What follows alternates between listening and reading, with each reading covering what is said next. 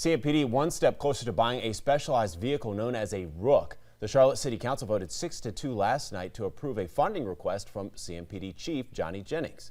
That vehicle is described as a vehicle that functions like a forklift. It's built on a skid steer platform and comes with all sorts of attachments. It's an example of what it looks like. I think we have an image we can pull up for you. It can be used when officers are dealing with armed, barricaded people or explosive devices. And again, you see that vehicle on your screen.